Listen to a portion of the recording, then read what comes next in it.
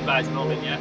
Okay. Slimehouse TV, myself, Theo Kane, back again at HorrorConUK, and today I'm joined by the absolutely legendary Malcolm McDowell.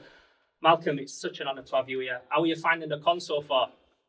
It's fantastic. Very well organised by our two lovely ladies, the sisters, Wendy and Jill. They've done a great job, and I think everybody's made me, particularly, feel very welcome, and I've had a lot of fun. A lot of customers have come through, and they really take their horror seriously up here. So it's fun, and they're great fans, and they're very sweet, and they love to dress up, you know, and scare people. So I've had a good time. It's been really memorable. And you're originally from these parts, right? Not quite Sheffield, but this part of the country.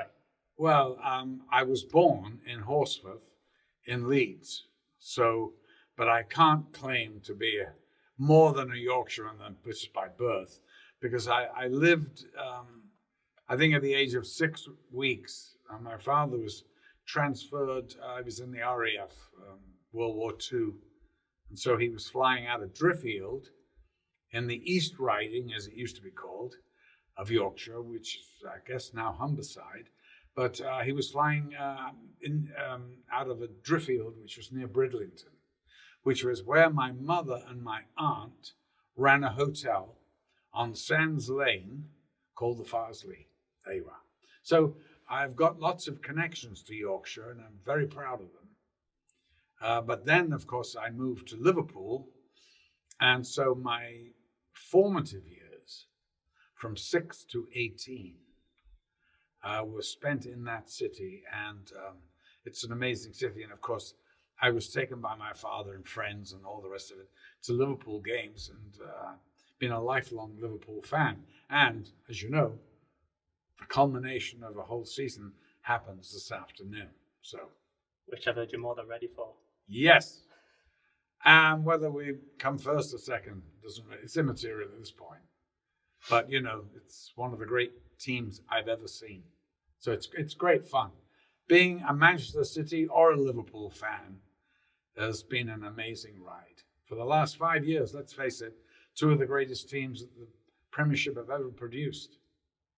And in terms of like a lot of the fans that are here today, many of them come from many of your different roles, but it's always Clockwork Orange is the one that it comes back to as the one that flaunts people here the most.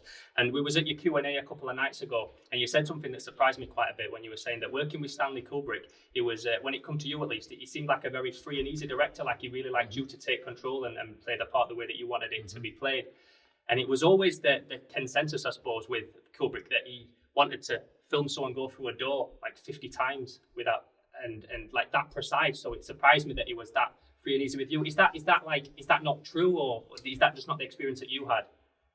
That's certainly not the experience I had. He wasn't into 100 takes. No. That came later, I think, on The Shining. Maybe, yeah.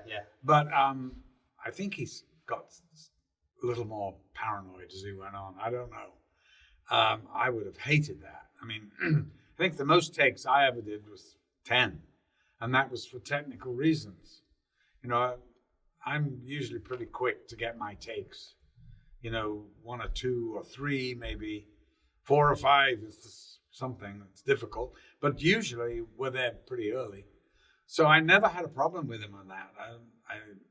I think there was one time that we went over 50 because it was a tracking shot, and they kept screwing that up. It was technical reason, but he hadn't got into that yet. Yeah, because from a technical point of view, his films are always like so technical, I suppose. So in your experience, it was always the shots where we was doing something a bit clever with the camera that took a long time, not you. Yeah. Speaking a little bit about like acting in general and all the stuff that you've done. Obviously, you've done so many different things. As an actor, what do you prefer, a director to give you direction, or do you like one that lets you do your own thing? What do you think makes a good director in that sense? No, I think a good director doesn't direct. A good director, he doesn't appear to direct. Of course, he's in control of it, and it's his vision. Usually he casts you because of something that you've done in your past that he's seen and that he likes, or from reputation or something. But so I very rarely sort of directed. I mean, I don't mind at all. Listen, I'm happy to take direction if I kind of agree with it. If it's something that's weird, then I'll say, no, I don't think that's the way I feel it, or something, whatever it is. But that's so rare. I can't even remember the last time that happened. Usually, the directors, the really good ones, never direct. You never see it. Of course, they're controlling it, but they never actually direct, like, you do this, you do that. No. They'll say, rehearsal, I like this, let's go with this, I love this, or whatever it is. And that's the way really good directors work. And in terms of someone that's been in the film industry for such a long time, in order to see from working on film with lights with cables to when now it's all digital and we've got lights like these where they're just LEDs you can flick on and things. Do you prefer the old way or do you like the new way? Have you seen it? Like, does it make you feel any different about the industry that way? I know. I love what's happening now because it's much quicker. Cameras are tiny. You know, when I started, cameras were the size of Cadillacs. I mean, the old Mitchell cameras were huge things. I mean, and, you know, there wasn't such a thing as a handheld camera. I mean, there was a great cinematographer called John Alonzo. I did Blue Thunder with him, Cross Creek, Marty Ritt movie, and Star Trek Generations. And he used to put this big cameras on his shoulders and use it as a handheld, you know. But he was way before his time, ahead of his time, really, in that. He would have loved it with these cameras that you can just, you know, you basically use a Canon stills camera. You can make movies on these things. I mean, it's just amazing. Can't you make a movie on your phone? Isn't that the deal? You can, yeah. People have done that. People have done it.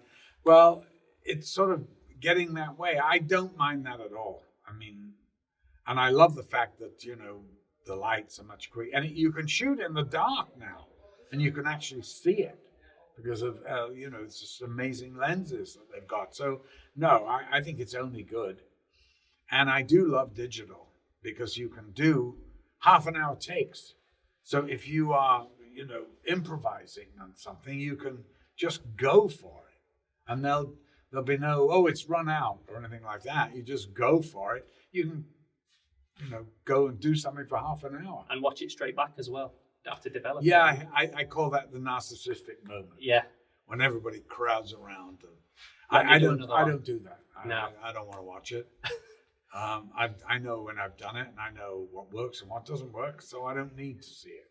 What do you think is the best attitude for someone that's wanting to get into the film industry now as an actor? As someone that's done this and you've seen people come, you've seen people go, you've worked with the biggest directors, you've worked with indie directors, but when it comes to people who as an actor who are wanting to get into the industry now, what do you think is the best attitude to have? What's your advice? Listen, I'm really the last person to give advice, but I would say if you really want to be an actor, it doesn't matter what I say or anyone else. You have to be so dedicated that there is nothing else on this planet that you can do. And you have to want it so bad that you can taste it. And even if you're out of work for years, you still, if you really want to do it, that's the only way to do it, is to really suffer through it. Because you're not, unless you're very, very lucky, you're not going to be offered a lead, you know, in your first year, 2, 3, 4. But see, I guess I was an actor for 4 years before I got my first film, which is relatively quick. Mm-hmm. I mean, to be playing leads as a young man that I was of 23 or something, I was very lucky, and it doesn't happen very often. So I wouldn't say that's the norm. But I know that I knew in my heart of hearts that I really was never going to change. I don't care if I was a wine waiter or worked in a pub, or I was actually a messenger boy on Victoria Street in London, running messages between solicitors' offices. And, because that way I could get away to do auditions. And,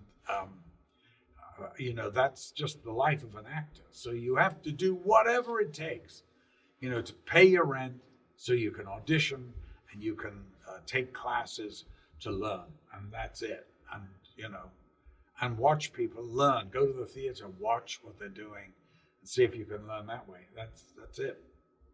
Amazing. Finally, there was a story you was telling us the other night at the Q&A that you wanted to finish when your book came out. So is there any word on the book that we can hope to read that? Because I want to know the rest of that story. Well, I think I'm going to do the book. It'll be a couple of years' time for my 80th. And that's when they want to coincide it when I've got this writer who did a book on Steve McQueen. I really like that book. And he approached me and I went, you know what? Yeah, because, you know, I'm doing this, I'm doing that. I've got these films lined up, this television series, possibly another series. I mean, this is insane. I'm getting offered more work now than when I was in my 20s. It's crazy. But I guess my competitors are dying off. It seems like you've still got all the passion for it and you're still... Yeah, I love it. I do. Wicked. Well, thanks so much for today. I really appreciate it, Malcolm. We'll get you back to your table. HorrorConUK, Slimehouse TV, Theo Kane, Malcolm McDowell. You come, and next year look out for it, because it's great. All right. Wicked. Thank you so much. I really appreciate that.